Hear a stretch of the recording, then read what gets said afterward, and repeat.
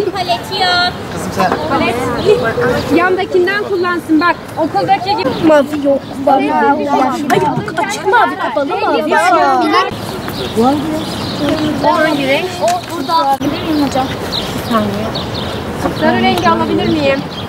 Sarı renk. Şeyimi versene. Ben burada Peçete vereceğim bir saniye. Peki burada var. Şu sarın var mı? Tamam. Bu tarafa geçeyim. Hocam bizim kahverengiye ihtiyacı var ama. Renk değiştirirken peçeteyle Siyah alabilir miyim? Kızım al. Siyah alabilir miyim?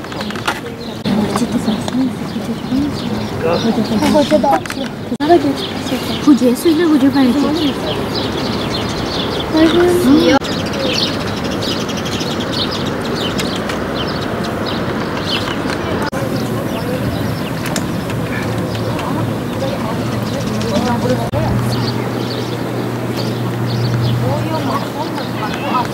Hocam en köşesi azaldılar gibi. Bunu buraya bırakayım da. Peçeteyi birazdan vereyim olur mu? Neden?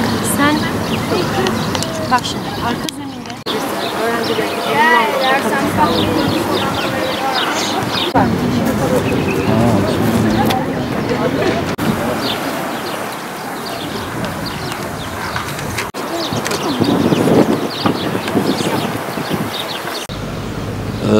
Okulumda Sosyalleşiyorum projesindeki temel amacımız yılı içerisinde çocuklarımızın bir sosyal faaliyet içerisinde bulunmalarını istiyoruz. Yani bu işte burada gördüğümüz gibi bir resim çalışması, bir resim sergisi olabilir, bir şiir dinletisi olabilir, bir tiyatro gösterisi ya da okulun futbol takımında, basketbol takımında. Yani bir şekilde okulda hem aidiyetini geliştirecek, çoğu arkadaşlarıyla birlikte yapacağı bir etkinlikte kendini ifade etmesini istiyoruz. Bu tabii yürütmüş olduğumuz projelerden bir tanesi. Bunun yanında okullarımızda her gün okuma saati uygulamamız var.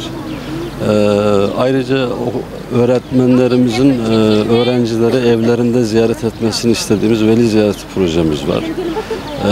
Bir de Şafak diye yürüttüğümüz Şırnak Akran Farkındalığı Akademisi diye yürütmüş olduğumuz bir proje var.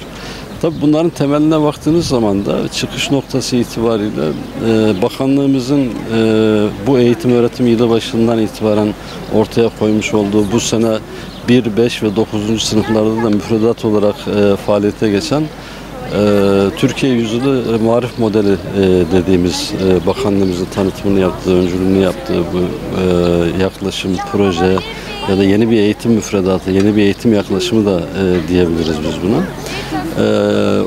O modelin rehberliğinde bizim elimizi güçlendiren ve biraz da ona da katkı sağlayabileceğini düşündüğümüz vatandaşlarımız ve öğrencilerimizin yaklaşımı açısından ortaya koymuş olduğumuz projeler bunlar.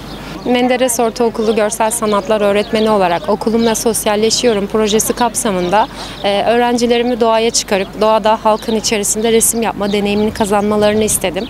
Ve kazanımımız olan Osman Hamdi Bey ve eserlerini tanıyorum kazanımıyla beraber öğrencilerim resimlerini yaptılar ve şu anda halka açık bir yerde boyamalarını yapmaktalar. Okulumla Sosyalleşiyorum projesinin bu anlamda öğrencilerime olumlu bir katkı sağladığını düşünüyorum. Biz bugün resimlerimizi içeride değil de dışarıda yaptık. Bizim için bir farklılık oldu. Çok mutluyuz o yüzden.